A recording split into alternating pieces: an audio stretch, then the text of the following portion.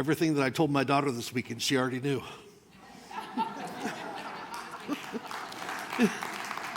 In a world that's full of emotion, we're carrying a lot of it at our house. I get a lot of dad, a lot of times. The dog, we have a big 85-pound, he's a full idiot, and the 85-pound dog, and I was laying on the floor, we were watching TV, and he came over and he kicked me. Like he did like a horse kick in my head, and I was like, stop it, stop kicking me. And all I got from the daughter was, Dad. And I was like, it could be true that he kicked me and it hurt, and I'm not getting on to him, but we are run by emotion sometimes in our house. And I mean that in the nicest way. I love my daughter. I told her I was going to tell a joke at her expense today, but she let me do it anyway. But she's a smart kid, but we have a lot of emotion in our house. And the whole world around us runs on emotion. And I'm going to preach a sermon today that's less of a sermon and more of a lesson. And so you might even walk away today going, I don't feel super inspired by this. And that's okay, because we could use a little bit less emotion in the world and a little bit more facts and truth. And I'm preaching an idea called apologetics. And I don't know if you know that big word or not, but it comes from the Greek word apologio, which means a defense of. And there's a whole section in Christianity called apologetics, meaning in defense of the faith, in defense of your God. And so we have a very smart man in our first service named Tom Cox. I don't know if you know him or not. He's an engineer, thinks like an engineer, kind of has the jokes like an engineer. You know, he's a great guy, incredibly intelligent. And he doesn't like me bragging about this for him, but he wrote, I'll call it a booklet. It's not a full book and it's not a little pamphlet, but it's a booklet about 15, 16 pages long on apologetics, seven categories of how you can prove that the Bible is true. And I have a degree in that. I have a master's degree in apologetics and theology from Oklahoma Wesleyan. And he asked me to proofread it for him and kind of give him some pointers on it. And like everything apologetics, the problem with apologetics is that it doesn't leave any room for emotion in it. It gives truth and facts, and it's a little bit dry, and the truth is good for the sake of it being true, but it doesn't touch you in the heart a whole lot. You know, the apologetics segment of my master's degree was written by a guy named Dr. William Lane Craig, one of the smartest men on earth, and he's known for being he's a professor, but he's known for being a person who is willing to debate anyone on any time. Anybody who has a disagreement with Christianity or with the nature of God or anything that has to do with it, he will debate you, no matter what your standing is, no matter what your intellectual bona fides are. He will debate you. He'll let you set the parameters. He'll let you set the tone, the place, and everything. He'll show up, and he wins all the time. And he's not effective at spreading the gospel because he doesn't give you any room at all to feel inspired. You're beaten down with facts. And I'm not denigrating him. He's a very smart man. And I think that this is the problem when we start dealing with the proofs of God. I believe that our God is a God of order, and I believe that he's a God of principle, and I believe that he's a God that can be proven. He doesn't ask us to have a blind faith in him. He gives us everything that we need to know in order to truly know him and what he expects out of us. And I think that he can be proven, but I don't know that it's always the most exciting thing. But Tom wrote a very, very good book, and my intention was to have copies of it for you when you left today. But when I got a new laptop a few years ago, they talked me into getting a Mac, which was a good decision, but the Mac doesn't communicate with our printer very well here at church. And so I was not able to get it formatted correctly, so I don't have the booklets for you today. And normally I would say I'll have them for you next week, but Philip talked me into going to church camp with him, and so I'm going to church camp tomorrow. And so maybe in a month you'll have some booklets for you, if I'm being honest. So you can look forward to that. But Tom wrote a very good pamphlet, booklet on it, and it's got he took 7 categories of where we can prove that God is true. And we can see demonstrative facts about how God is true. And so I'm going to list those 7, and then I'm going to give you one example from each one of them. And we're going to call it a brief discussion on apologetics.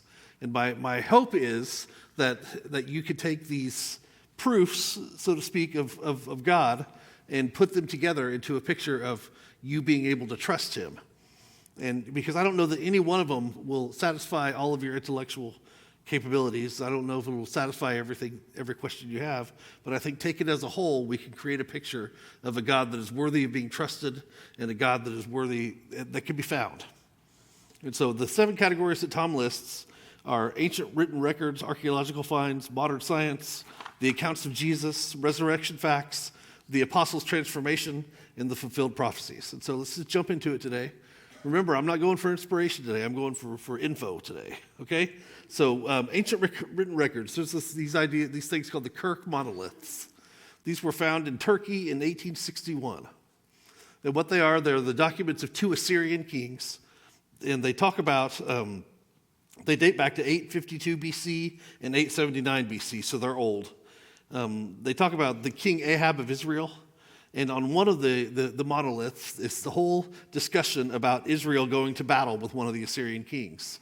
And on the monolith, they mention the number of horses, the number of chariots, the number of fighting men, the method by which they fought, and who was the commanders. Well, when you turn to 1 Kings 17, guess what they mentioned in the Bible? The number of chariots, the number of men, the number of horses, the fighting men, the method by which they battled, and who the commanders were. And guess what? They match up.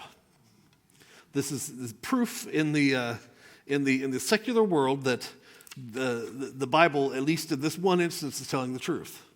You know, this is not a coincidence. This is what really happened, and these monoliths show that to be true. Tom mentions 14 different distinct ancient writings that show, and these are not conclusive. They're not the only 14. But he mentions 14 that show in the secular world that the Bible is telling the truth and is accurate in its telling of history. And so what that does is it paints us a picture that, man, if the Bible is telling the truth in all these little small details, it might be telling the truth as a whole. And so ancient writings are one of the ways that we can look and see that the Bible is trustworthy. Another is archaeological finds. The archaeology continues to show that the Bible is true over and over and over. On the picture of the building there is the Nelson Adkins Art Museum in Kansas City. I started dating this cute little Hawaiian girl in college, and she likes art museums, and so I pretended like I liked art museums. And we went to the Nelson Adkins Art Museum in Kansas City one time. And it turned out to be really neat. They have an antiquities section. And they have a piece that looks kind of like the one. It's not that one. But it looks very Persian. When you turn from the desk and you turn towards the antiquities room, they have a piece that's about this big, and it looks like it's a Persian relief. And on the plaque it says from the palace of King Darius, and then it gives the date, which matches up with Darius, King Darius of the Bible of the Assyrians. And you're not supposed to touch these things, but I touched it, and Robin got onto me for not the first time in our time together. I just thought, the prophet Daniel walked by this. This is real. This is true. This isn't some made-up thing. The prophet Daniel talks about the palace of Darius that he was a part of, and he could have looked at this. He could have touched this. And it kind of crystallized for me. Oh my gosh, this is real. This is true. The next slide is a picture of one of my old professors, his Dr. Wilbur Fields. Ken Johnson, who we've studied in prophecy class, who does the Dead Sea Scrolls and that sort of thing. Dr. Fields is one of his heroes. And he was our Old Testament professor at Ozark Christian College. He's passed on to be with the Lord. A wonderful man, wonderful prayer-filled man. If you wanted to pray with him, he was available from 5 in the morning until class began every day, where he would pray over the student body by name. Robin was one of his favorite students. I was not one of his favorite, but he liked me, but she was a much better student than I was. Dr. Fields believed that the Bible told the truth as far as finding things. And so you need to understand that it is a very modern thing to call the Bible untrue. It's a very recent thing to call the Bible untrue. Most of history has believed that the Bible is real, the Bible is true and accurate. And Dr. Fields believed that, so he would go to Israel every year during the summertime when school was out, and he would go look for artifacts. He's one of the people who found the city of Ai. From Joshua 7 and 8, it mentions in the conquest of Canaan that there was a city called Ai that they overtook, and for the longest time, they couldn't find it. They couldn't find the ruins of it. They couldn't prove that it was true. Well, Dr. Fields believed that it was true, and so he spent his time using the Bible as his guide to find it, and sure enough, they found it. They used to beat us over the head intellectually and say, it's not true. Where's Ai? Well, ask Wilbur Fields. he found it, and the Bible has shown itself to be true with all the archaeological finds. It's really incredible how many times the Bible shows itself to be true over and over and over just by the things that we find in the real world. Modern science also shows us that the Bible is true. Ancient science would tell us that the ocean floor is flat, but modern science, now that we can see underneath it, we see God's handiwork on display. There's valleys and mountains and vegetation and wildlife and aquatic animals and all kinds of things that are God's handiwork on display.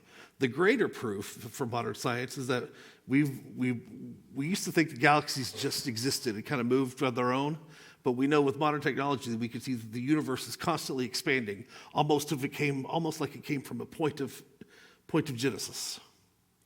Almost like a God who had intent and words to speak it into being said, "Let there be light," and things started to expand from there. And you can argue with the Big Bang Theory if you want. If you want to believe the Big Bang Theory, I'm cool with that. I personally don't believe in the Big Bang Theory, but I'm not going to argue with you about it because it shows the same motion that the universe is ever expanding. The galaxies are the universe is ever growing bigger. And in Isaiah 40, it tells us that God spreads out the universe like a blanket. And so we find that the Bible calls it shot, and modern science proves it to be true. And so it's a pretty good thing. We can see from the accounts of Jesus that the ancient world believed that Jesus existed. There's a man named Josephus. He was a historian. He was a Jewish guy that defected to the Romans during their occupation of the Middle East, and he became an official chronographer, historian for the Romans. He wrote a book called Jewish Antiquities. And in the Jewish Antiquities, he mentioned this is a historical book. He's no fan of Christians. Okay? In his book of the history of the Middle East, he writes about John the Baptist. He writes about Pontius Pilate. He writes about James, the brother of Jesus. He writes about Jesus. He writes about the Pharisees. He writes about the Sadducees, the high priests, and all the things that they did. He presents it as a fact that there was a guy named Jesus that seemed to have magical powers and did incredible things. And so it was good enough for the anti-Christian historian. Why isn't it good enough for us?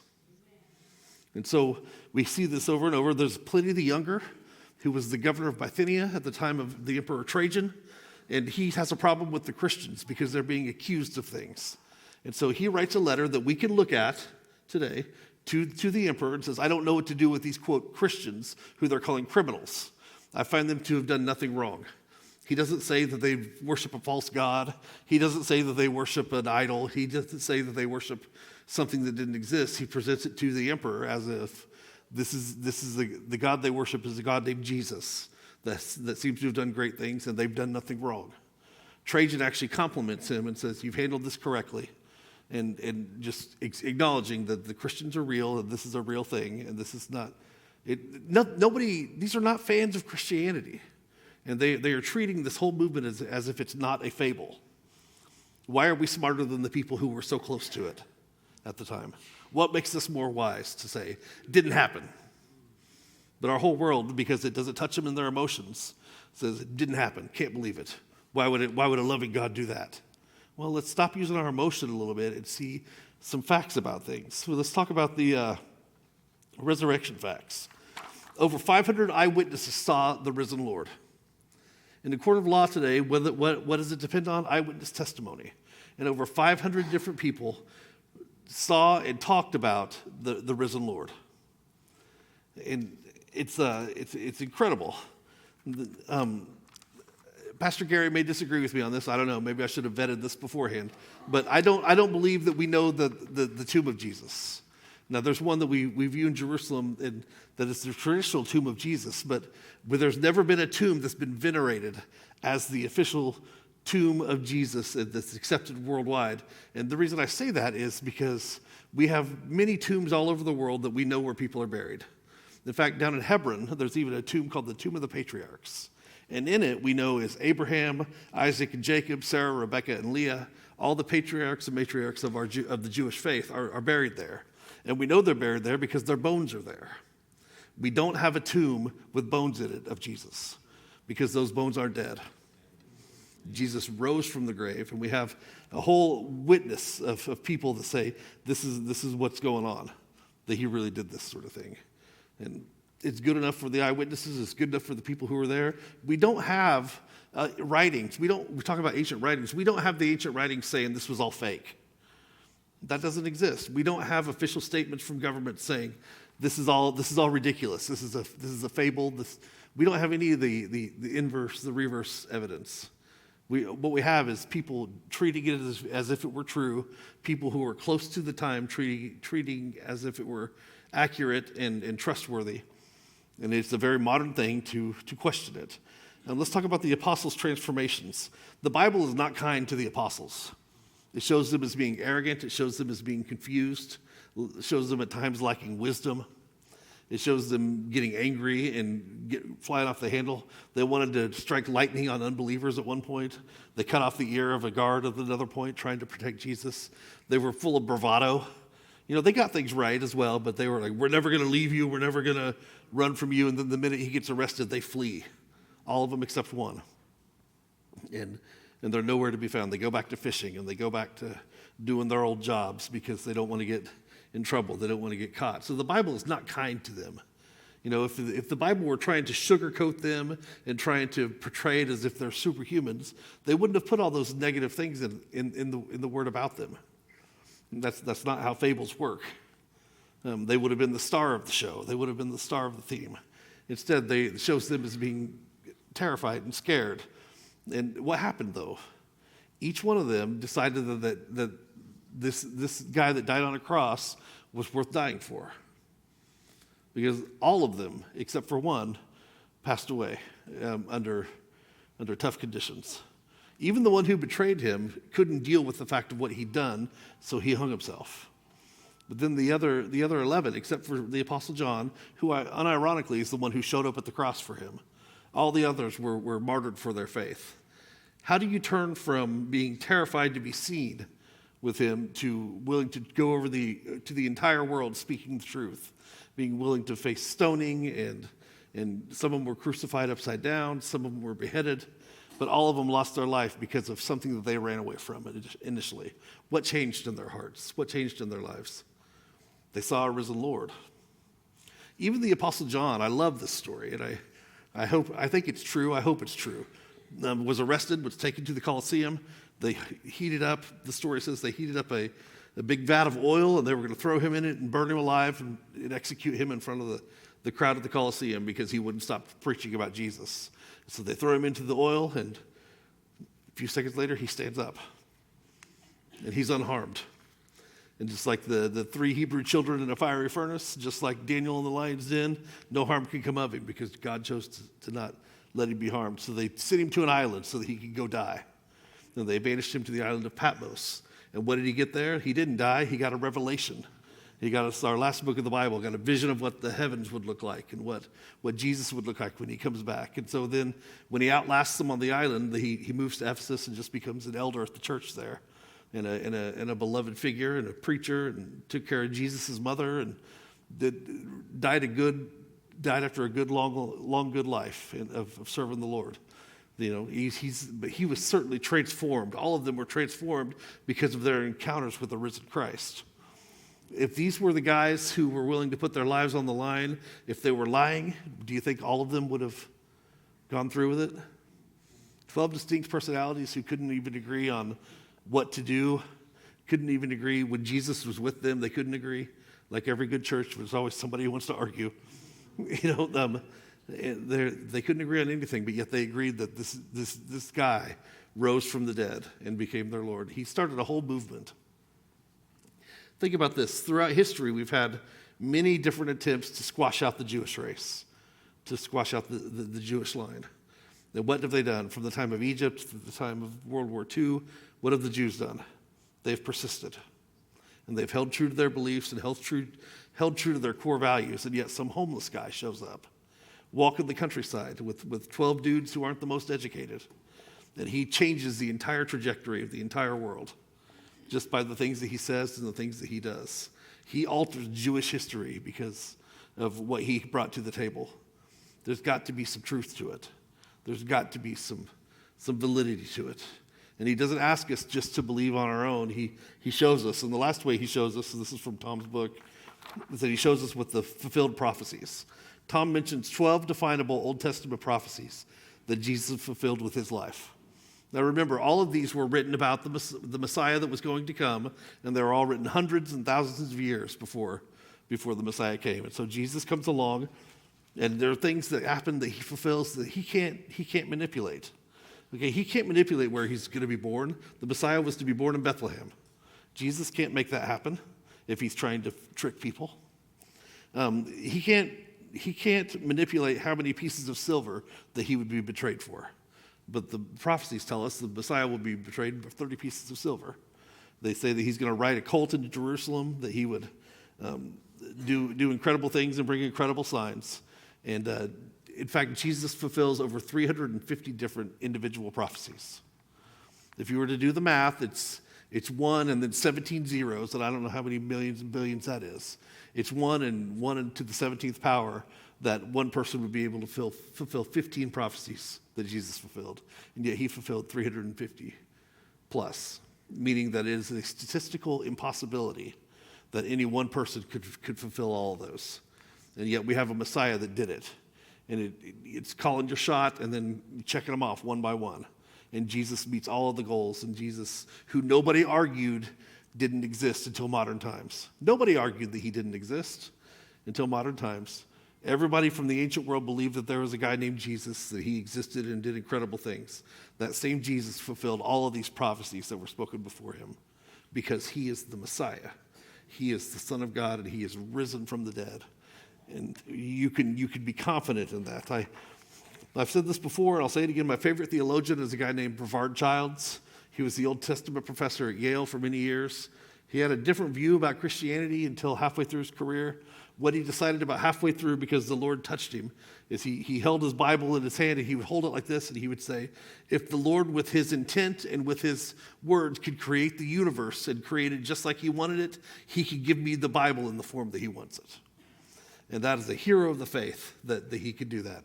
He changed Western Christian thought in the 70s with that declaration, saying the Bible is enough for me to believe. It gives me everything that I need to know. It gives me all the proof for me to be confident in my faith. And I'm thankful for Mr. Childs that he did that. And I'm thankful that we can live inside that legacy. And I'm thankful for a Lord and a King and a God that can show us and give us what we need so that we're not just guessing. We can trust that what he's given us is true. You can check it out. I'll get you Tom's booklet. It's well done. He did a good job with it. And I wanted him to be praised for it. It inspired me this week. And so that's what I thought